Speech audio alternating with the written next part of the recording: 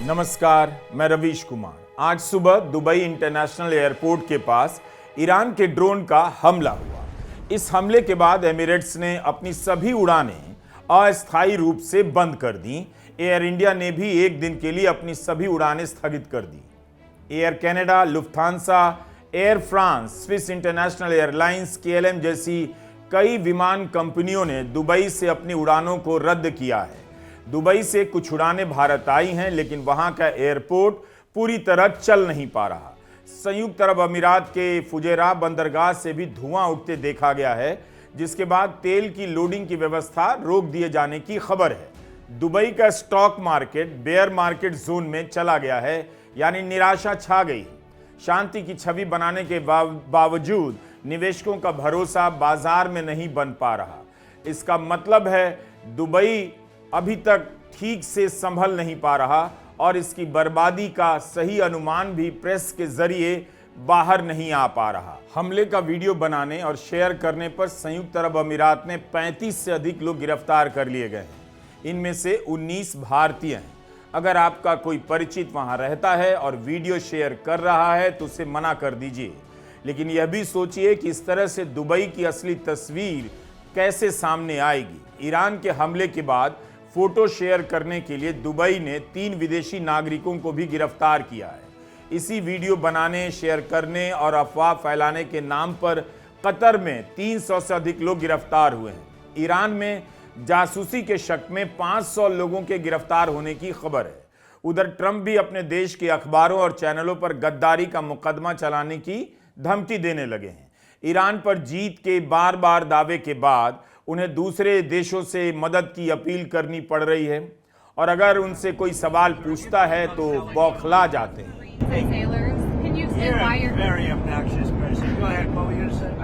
युद्ध तीसरे हफ्ते में प्रवेश कर चुका है और जमीन पर क्या हालात हैं इसका सही अंदाजा लगाना मुश्किल है। ट्रंप ने उन देशों से युद्धपोत भेजने की अपील की है जिनकी तेल और गैस की सप्लाई होर्मुज के कारण रुक गई है। कहा है कि ऐसे सभी देश अपने युद्धपोत लेकर आएं, सब मिलजुल कर होर्मुज पार कराएं। अब्राहम लिंकन और फोर्ड जैसे भीमकाय बेड़े वाला अमेरिका अकेले दम पर होर्मुज पार नहीं करा पा रहा। अपनी नौसेना के दम पर तेल का जहाज पार नहीं करा पाया, लेकिन अब कई देशों को बुला रहा है, आओ मिलकर पार करते हैं। जैसे पटना में गंगा नदी में दर्जनों नावें चलती हैं। अगर आपके पास ऐसी नावें हैं तो प्लीज सीधे होर्मुज पहुंच जाइए और ट्रंप की मदद कीजिए। इस युद्ध की त्रासदी को आखिर और किन रूपकों के सहारे समझा जाए। 7 मार्च को ट्रंप ने ब्रिटेन का मजाक उड़ाया, जब ब्रिटेन के प्रधानमंत्री स्टारमर ने ट्वीट किया कि HMS ड्रैगन और RFA लाइम बे नाम के 2 युद्धपोत भेज रहे हैं। तब ट्रंप ने लिखा, हमें ऐसे लोगों की जरूरत नहीं जो युद्ध जीतने के बाद उसमें शामिल हो। ट्रंप ने साफ साफ मना कर दिया, हमें जरूरत नहीं और हम इस बात को याद रखेंगे। 1 सप्ताह के भीतर ट्रंप उसी ब्रिटेन से होर्मुज के लिए युद्धपोत मांग रहे हैं। गार्डियन अखबार ने खबर छापी है, ब्रिटेन के प्रधानमंत्री स्टारमर ट्रंप की अपील पर होर्मुज में अपना युद्धपोत नहीं भेजेंगे, लेकिन होर्मुज में बिछाई गई माइन को हटाने के लिए ब्रिटेन ड्रोन भेजने पर विचार कर रहा है। पूरे इलाके को युद्ध में धकेल देने के बाद ट्रंप कह रहे हैं, शायद अमेरिका को वहां होना ही नहीं चाहिए क्योंकि हमारे पास बहुत तेल हैं। The Middle East hit by nuclear weapons, and we wouldn't be talking about this right now. What I did in terminating the Iran nuclear deal, and what I did in sending in the B-2 bombers, it was one of the most incredible attacks anyone's ever seen. Late at night, dark, no moon, and every single bomb went right down those chutes and blew the whole place apart. If I didn't do that, you'd have... कितने दिनों से आपने tariff का नाम नहीं सुना? Tariff की कहानी कहां पीछे चली गई पता नहीं। ट्रंप अब तक अपने सहयोगियों, नेटो के सदस्य देशों का मजाक उड़ा रहे थे। वे अमेरिका की सेना से अपनी सुरक्षा करा लेते हैं और किराए का पैसा नहीं देते। आज उन्हीं ट्रंप को इन देशों से मदद मांगनी पड़ रही है और ये देश पीछे हट रहे हैं। 14 मार्च को ट्रंप ने अपने प्लेटफॉर्म ट्रुथ सोशल पर अपनी तरफ से लिख दिया कि होर्मुज बंद करने से प्रभावित देश अमेरिका के साथ अपने युद्धपोत भेजेंगे। हमने पहले ही ईरान की 100% सैन्य क्षमताओं को ध्वस्त कर दिया, लेकिन वो अभी भी होर्मुज पर एक दो ड्रोन या कोई माइन या मिसाइल छोड़ सकता है। उम्मीद है चीन, फ्रांस, जापान, दक्षिण कोरिया, ब्रिटेन और दूसरे देश इस इलाके में अपने युद्धपोत भेजेंगे।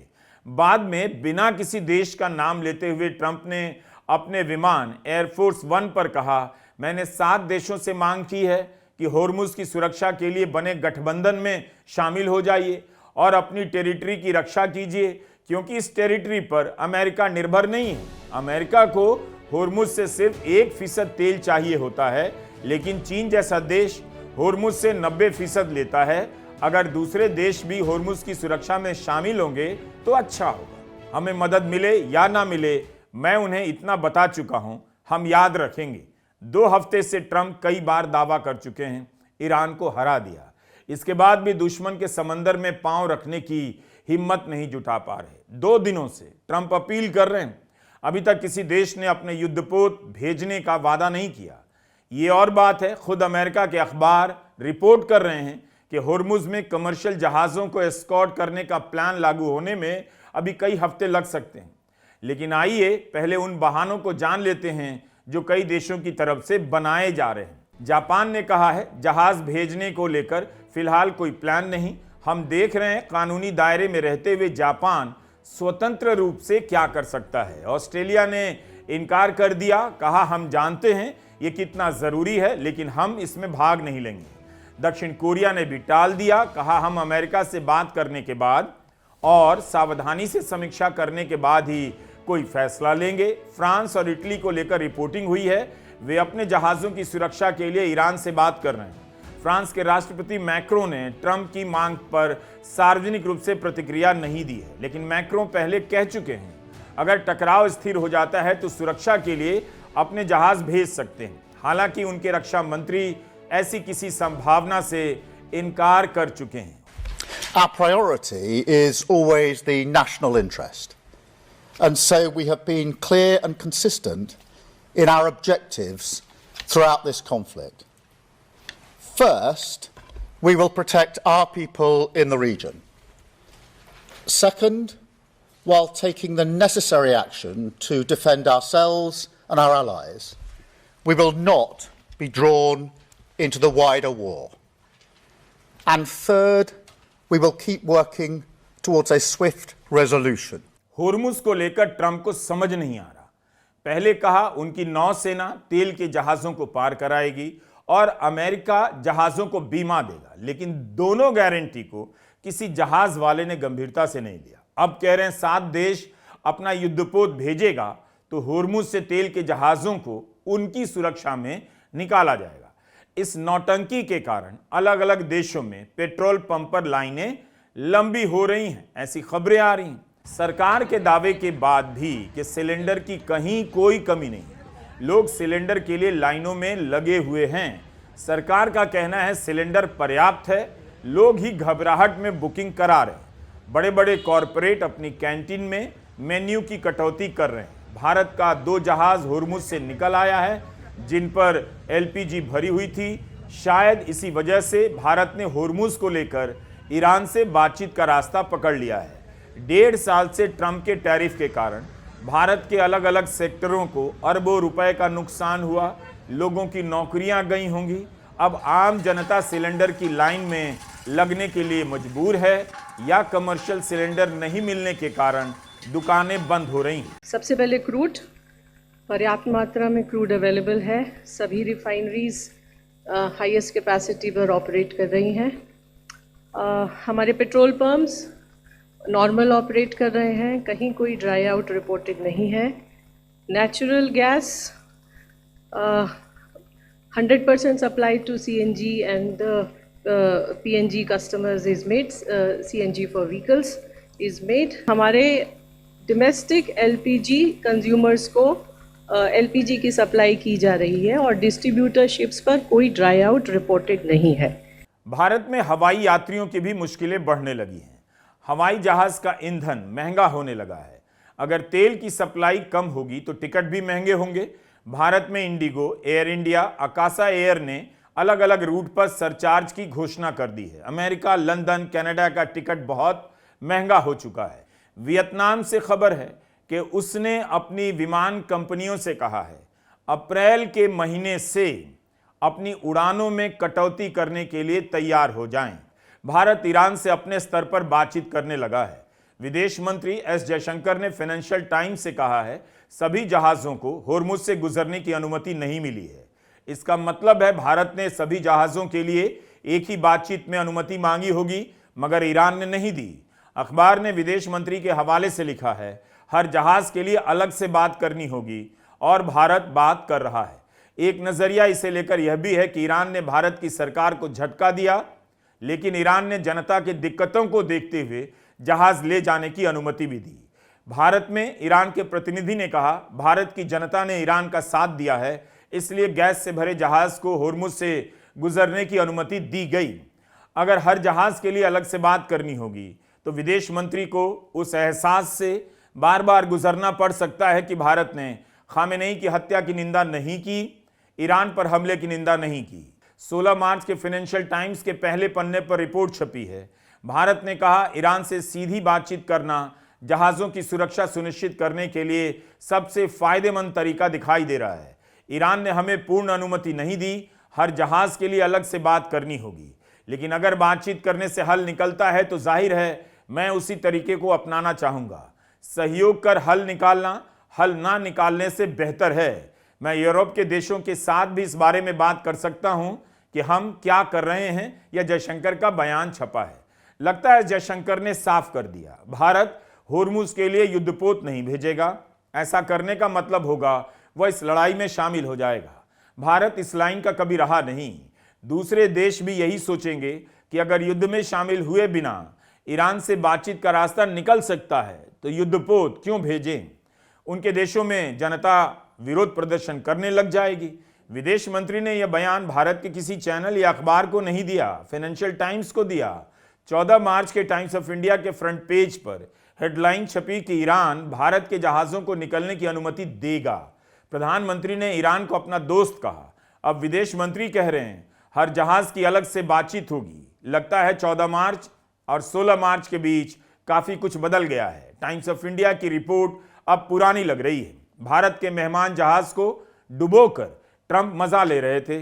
अब अगर उन्हें भारत से युद्धपोत भेजने की उम्मीद है तो इसका मतलब है ट्रंप अब यही कहेंगे नौसेना भेजने की अपील सबने ठुकरा दी। अब भारत ही ईरान से बात कर होर्मुज से सभी जहाज़ों को निकलने का रास्ता बनाए। इस बीच ईरान के विदेश मंत्री सैयद अब्बास अराकची ने ईरान का साथ देने के लिए पाकिस्तान की सरकार और उसके लोगों का शुक्रिया अदा किया है। ब्लूमबर्ग की रिपोर्ट है कि पाकिस्तान का भी एक जहाज होर्मुज से निकलने में कामयाब हुआ है। ब्लूमबर्ग ने यह भी लिखा कि पाकिस्तान के नेशनल शिपिंग कॉरपोरेशन और पेट्रोलियम मंत्रालय ने उनके सवालों के जवाब नहीं दिए हैं। इस बीच भारत होर्मुज में फंसे 22 टैंकरों में से 6 एलपीजी टैंकर को पहले अनुमति दिलवाने के लिए ईरान से बात कर रहा है। इन पर कुल 2,70,000 टन एलपीजी लदी हुई है। ब्लूमबर्ग की रिपोर्ट में यह सब छपा है। मीडिया को दिए इंटरव्यू में अमेरिका के ऊर्जा सचिव कह रहे हैं होर्मुज से 5 जहाज निकले हैं, यानी यात्रा करना संभव है, लेकिन ईरान के हमले का रिस्क है। भारत के 2 जहाज गए हैं, लेकिन वो शायद इसलिए जा पाए क्योंकि ईरान ने भारत के साथ डील की। उसके बयान से इस बात की पुष्टि की जा रही है कि भारत और ईरान की कोई डील हुई है। सवाल है ट्रंप अपने टेम्पो में सवारी क्यों जुटा रहे हैं।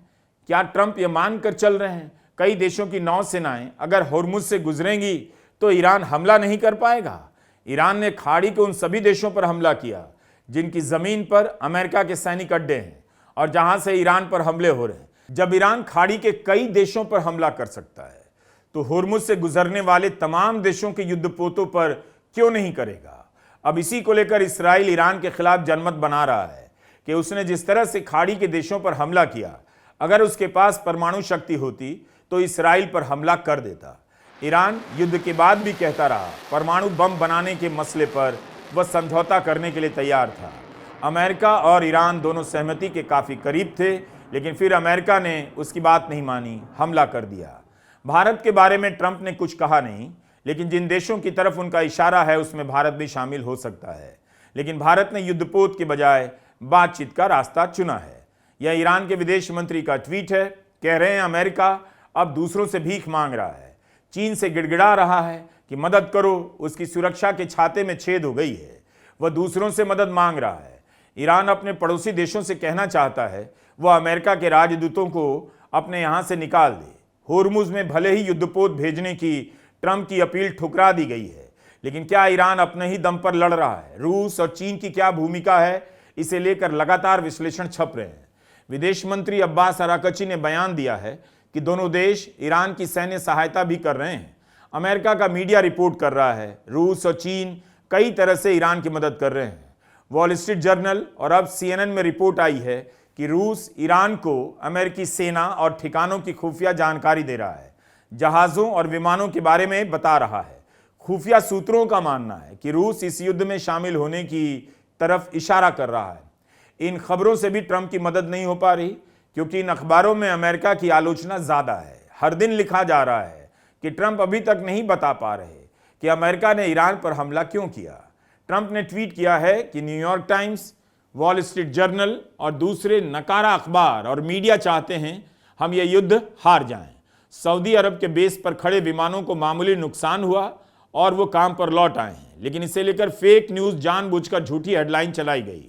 ट्रंप के इस पोस्ट पर FCC के अध्यक्ष ब्रेंडन कार ने ट्वीट किया है कि कानून साफ है, ब्रॉडकास्टर्स को पब्लिक इंटरेस्ट में काम करना होगा, अगर वो नहीं करेंगे तो उनका लाइसेंस रद्द होगा।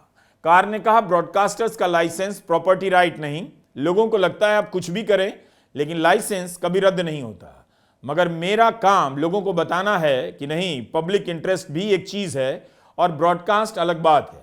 इस बयान से पहले भी कार ने न्यूज ब्रॉडकास्टर्स पर आरोप लगाया कि वे झूठी खबरें चला रहे हैं और न्यूज को तोड़ मरोड़ कर पेश कर रहे हैं। लाइसेंस रिन्यू होने से पहले ब्रॉडकास्टर्स सुधार कर सकते हैं। ब्रेंडन कार के इस बयान की अमेरिका में काफी निंदा हो रही है। डेमोक्रेट्स ने कहा कि उनका बयान असंवैधानिक है। अगर सरकार को ट्रंप के युद्ध की कवरेज अच्छी नहीं लगती तो सेंसर नहीं कर सकती। इस युद्ध में मीडिया बहुत ही सीमित दायरे में रिपोर्ट कर रहा है। युद्ध के समय सरकार के दावे से अलग रिपोर्ट की बहुत जरूरत होती है, तभी आपको मौका मिलता है युद्ध के हालात को समझने का। नेताओं के बयानों से कुछ साफ साफ पता नहीं चलता। ट्रंप कहते हैं ईरान युद्ध विराम को लेकर बातचीत करना चाहता है। ईरान के विदेश मंत्री का बयान आता है ईरान ने ऐसी कोई मांग नहीं की। ट्रंप के युद्ध सचिव पीट हेग्सेथ कहते हैं होर्मुज खुला हुआ है, बस ईरान का हमला चल रहा है। दूसरी तरफ ट्रंप दूसरे देशों से युद्धपोत मांग रहे हैं कि होर्मुज से गुजरने के लिए उनकी सुरक्षा चाहिए। तो हर तरह से सूचनाओं पर बम गिर रहा है ताकि क्या हो रहा है किसी को पता ना चले। नेतन्याहू के भाग जाने की अफवाह छपती रहती है, लेकिन इसके जवाब में नेतन्याहू ने कॉफी शॉप में जाकर एक वीडियो बनाया इस खबर का खंडन करने के लिए कि ईरान के हमले में वे घायल हो गए। उन्होंने अपनी 5 उंगलियां दिखाई, दावा किया सब ठीक है। इसे लेकर भी सवाल उठने लगे कि वीडियो AI है, जिससे इस्राइल ने इनकार किया है। ईरान के नए सुप्रीम लीडर भी सामने नहीं आ रहे, उनका भी लिखित संदेश ही आया और उनके घायल होने की खबरें चलती रहीं, खंडन भी होता रहा। ट्रंप कह चुके हैं मुस्तफा हुसैनी घायल है। कुवैत के अखबार अल जरीदा की इस खबर को भारत में टाइम्स ऑफ इंडिया और फाइनेंशियल एक्सप्रेस ने उठाया है। सब कुछ सूत्रों के हवाले से इसमें रिपोर्ट हो रहा है। मुमकिन है सूत्रों से लिखी गई इस रिपोर्ट का खंडन करने के लिए कुछ और सूत्र ही आगे आएंगे। ईरान की हालत भी खराब है। जिस देश पर लगातार बमबारी हो रही है उसकी हालत का अंदाजा किया जा सकता है। मीडिया में आने वाली खबरें बहुत सीमित हैं। खबर है अमेरिका ने चाबहार पोर्ट पर फिर से हमला किया है। भारत का यहां बहुत निवेश है, हो सकता है इस नुकसान का असर भारत पर भी पड़ जाए। अमेरिका की धमकी के बाद भारत ने चाबहार पोर्ट के प्रोजेक्ट से खुद को अलग कर लिया। UNHCR की एक रिपोर्ट के अनुसार ईरान में 32 लाख लोगों के विस्थापित होने की खबरें हैं और मरने वालों की संख्या 1400 से अधिक हो चुकी है। अभी भी शहरों में, स्कूलों और रिहायशी इलाकों पर हमले हो रहे हैं। सीरिया युद्ध के बाद यूरोप में प्रवासियों का सैलाब आना शुरू हो गया। अब कहा जा रहा है ईरान और लेबनान से भी ऐसा हो सकता है। अगर ईरान से प्रवासियों ने निकलना शुरू किया तो यूरोप को सीरिया की आबादी का 5 गुना भार झेलना पड़ सकता है। 2015 के बाद के सालों में यूरोप के देशों ने शरणार्थियों के लिए कई तरह के नियम बनाए। क्या यूरोप फिर से प्रवासियों की लहर को संभाल पाएगा और उसकी राजनीति को? ट्रंप और नेतन्याहू ने यूरोप की चुनौती बढ़ा दी है। इसराइल के अखबार हारिस में छपा है कि ईरान के लिए अमेरिका और इसराइल के पास कोई प्लान नहीं है, इसलिए यूरोप को ट्रंप के खिलाफ खड़े हो जाना चाहिए। इस युद्ध से पैदा हुए ऊर्जा संकट और आने वाले रिफ्यूजी संकट यूरोप के हिस्से आएंगे, इसलिए यूरोप को सैद्धांतिक रूप से और अपने हित के लिए ट्रंप का विरोध करना चाहिए। इसराइल कह रहा है कि अभी भी ईरान में हजारों टारगेट हैं जिन पर उसकी नज़र है। अमेरिका जापान से सैन्य टुकड़ियों को मिडिल ईस्ट ला रहा है। प्रवासियों से पहले ही यूरोप पर असर पड़ने लगा। पिछले हफ्ते तक ट्रंप के ऑफिस में बैठकर उनके हमले का समर्थन करने वाले जर्मनी के चांसलर एक हफ्ते में अलग लाइन पर आ गए। युद्ध के कारण जर्मनी में ऊर्जा संसाधनों के दाम बढ़ रहे हैं। बड़ी संख्या में यूरोप की ओर प्रवास हो सकता है। जर्मनी के चांसलर ने कहा कि इस हमले से कैसे बाहर आना है, इसे लेकर इसराइल अमेरिका के पास कोई रणनीति नहीं। इसराइल की सेना की 91st ब्रिगेड ने दक्षिणी लेबनान में जमीनी कार्रवाई की घोषणा की है। इसराइल इसे सीमित बताता है, मगर दुनिया के अखबारों में इसे लेकर कब से रिपोर्टिंग हो रही है। इसराइल लेबनान में बहुत बड़ी जमीनी कार्रवाई करने की तैयारी में है। लेबनान में United Nations interim force in Lebanon UNIFIL की टुकड़ियों पर गोलीबारी हुई। लेबनान के विदेश मंत्रालय ने इसे संयुक्त राष्ट्र की सुरक्षा सभा के प्रस्तावों का उल्लंघन बताया। पश्चिमी मीडिया में विश्लेषण छप रहे हैं कि आने वाले हफ्तों में खाड़ी के देश भी युद्ध में शामिल हो सकते हैं और होर्मुज को खोलने की ट्रंप की उम्मीद और धुंधली पड़ सकती है। लेकिन चुनौती ईरान के लिए भी है। वो जानता है पारंपरिक युद्ध में अमेरिका को नहीं हरा सकता, इसलिए युद्ध का व्यापक होना उसके हक में है, क्योंकि यह अमेरिका के लिए घाटे का सौदा होगा। अभी तक सहयोगी देश अमेरिका के साथ नहीं आए। युद्ध की कीमत बढ़ती जा रही है और होर्मुज को खोलने का एकमात्र लक्ष्य भी पूरा नहीं हो पा रहा। सवाल है ईरान अपने नुकसान को कहां तक झेल पाएगा। हर दिन उसके भीतर काफी कुछ तबाह किया जा रहा है। ऐसा लग रहा है अब सारा जोर जीतने हारने पर नहीं, एक दूसरे को थका देने पर है। आज भारत का शेयर बाजार संभला, सेंसेक्स 1000 अंक से अधिक ऊपर गया, लेकिन इससे बाजार की अनिश्चितता दूर नहीं हुई। नमस्कार, मैं रवीश कुमार।